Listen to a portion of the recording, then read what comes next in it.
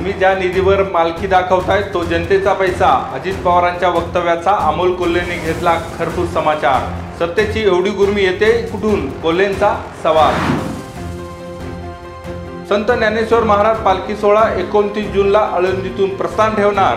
पुणे सासवड 2 दिवस मुक्काम, लोणंदला 2.5 दिवसांचा पालखी मुक्काम। पंढरपूर येथील संत ज्ञानेश्वर महाराज पालखी दिंडी समाज संघटनेच्या बैठकीत निर्णय। खेड तालुक्यात आणखी 6 गावांना हवेत पाणी टँकर। पाणी टंचाईग्रस्त गावांची संख्या आता 10 वर पोहोचली। आवश्यकतेनुसार खाजगी विहिरींचे होणार अधिग्रहण। तुमच्या स्वप्नांना आधाराचा हात, आर्थिक ध्येयांना मोलाची साथ,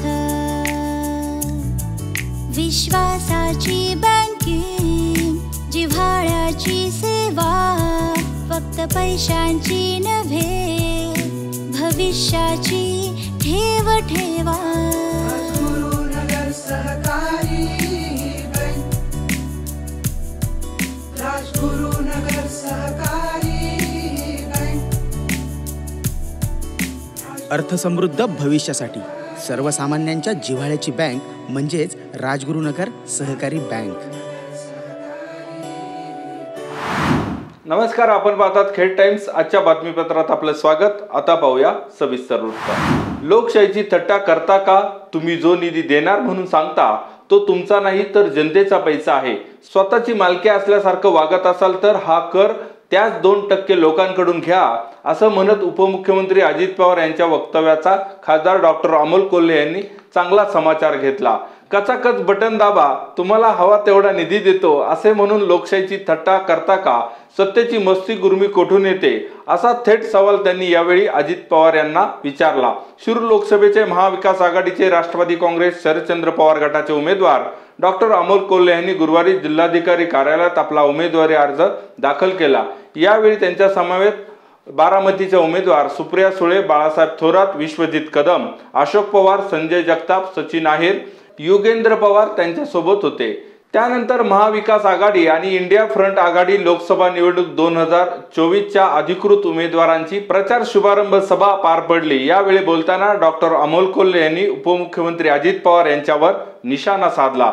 या सभेला राष्ट्रवादी काँग्रेसचे संस्थापक अध्यक्ष शरद पवार, काँग्रेसचे नेते पृथ्वीराज चव्हाण, बाळासाहेब थोरात, मोहन जोशी, सुप्रिया सुळे, रवींद्र धंगेकर, विश्वजित कदम, संग्राम थोपटे, संजय जगताप, शिवसेनेच्या उपनेत्या सुषमा अंधारे, सचिन आहेर, आपचे नेते अजित पाटील, भूषण सिंग होळकर आदी उपस्थित होते। खेड तालुक्यातील पूर्व आणि पश्चिम भागाला पाणी टंचाईचा सामना करावा लागत आहे। खेड तालुक्यातील पूर्व भागातील पूर, वरुडे, जवळके खुर्द आणि पश्चिम पट्ट्यातील वाडा गावाला या 4 गावांना टँकरद्वारे पाण्याचा पुरवठा होत आहे। यामध्ये आता अजून 6 गावांची भर पडली आहे।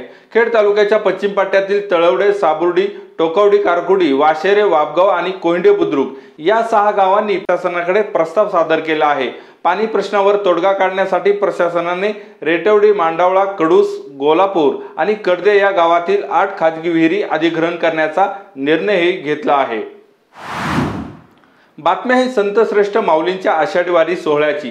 श्री संत ज्ञानेश्वर महाराज यांच्या पालखी सोहळ्याला यंदा 29 जून रोजी आषाढी वारीसाठी श्री क्षेत्र आळंदी मंदिरातून श्री क्षेत्र पंढरपूरकडे प्रस्थान ठेवणार आहे। आळंदीतील गांधीवाड्यातील दर्शनबारी मंडपात पालखी सोहळ्याचा पहिला मुक्काम होणार आहे।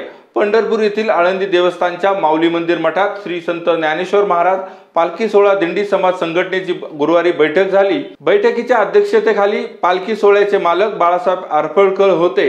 या बैठकीला श्री संत ज्ञानेश्वर महाराज संस्थान कमिटीचे प्रमुख विश्वस्त ॲडव्होकेट राजेंद्र उमाप, आळंदी देवस्थान नियुक्त पालखी सोहळा प्रमुख आणि विश्वस्त योगी निरंजननाथ, विठ्ठल महाराज वास्कर, नामदेव महाराज वास्कर, रानू महाराज वास्कर, माऊली महाराज जळगावकर, अध्यक्ष भाऊसाहेब गोसावी, उपाध्यक्ष भाऊसाहेब फुरसुंगीकर, राजाभाऊ थोरात, आळंदी देवस्थानचे व्यवस्थापक, माऊली वीर श्रींचे सेवक चोपदार रामभाऊ रंधवे, बाळासाहेब रंधवे यांच्यासह विविध दिंडी प्रमुख उपस्थित होते।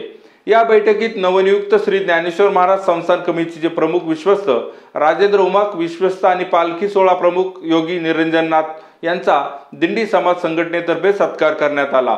पुणे आणि सासवडला 2 दिवस तसेच लोणंद येथे सोहळ्याचा 2.5 दिवस मुक्काम राहील। 16 जुलै रोजी श्री क्षेत्र पंढरपूर मुक्कामी सोहळा जाईल।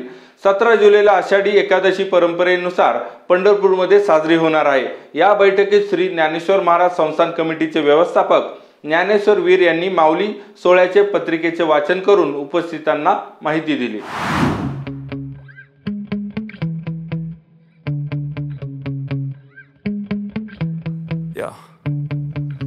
Sometimes I get so mad, there's no controlling me. My thoughts get so bad, I'm like, I might grab a bat, I don't know. My wrath, my blood boils over like, oh God, here goes. I lost all feeling from my head to my toes. You said some shit that I can't let go, so just stay tuned for the rest of the show. So have you ever felt? Khed तालुक्यातील प्राथमिक शाळा सतारका वस्ती शाळेतील 6 विद्यार्थी जवाहर नवोदय विद्यालय प्रवेशासाठी पात्र ठरले आहेत, अशी माहिती शाळेचे मुख्याध्यापक सोपान मांजरे यांनी दिली। शिष्यवृत्ती मंथन प्रज्ञाशोध परीक्षेमध्ये सतारका वस्ती शाळेचा जिल्ह्यात नाव लौकिक असून जवाहर नवोदय प्रवेशासाठी सुद्धा गेली 17 वर्ष सातत्याने या शाळेचे विद्यार्थी प्रवेशासाठी पात्र ठरत आहेत। यंदाही 6 विद्यार्थी नवोदय प्रवेशासाठी पात्र ठरले आहेत। शिवराज दिलीप पवार, ईश्वरी गणेश पवार, ओवी रवींद्र पाचारने, सोहम संतोष खोपे, अनुष्का शंकर रोकडे, श्रेयस तानाजी भातांबरे अशी या यशवंत विद्यार्थ्यांची नावे आहेत।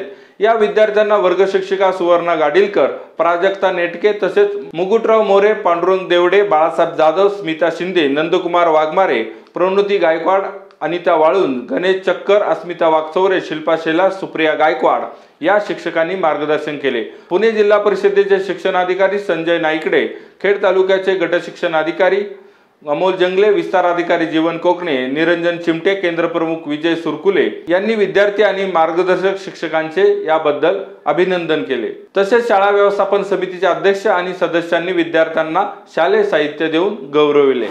राजगुरुनगर येथील महात्मा गांधी विद्यालयातील राष्ट्रीय आर्थिक दुर्बल घटक शिष्यवृत्ती परीक्षेत 10 आणि सारथी शिष्यवृत्ती परीक्षेत 57 विद्यार्थ्यांनी घवघवीत यश मिळवलं, अशी माहिती प्राचार्य सुनील जाधव यांनी दिली।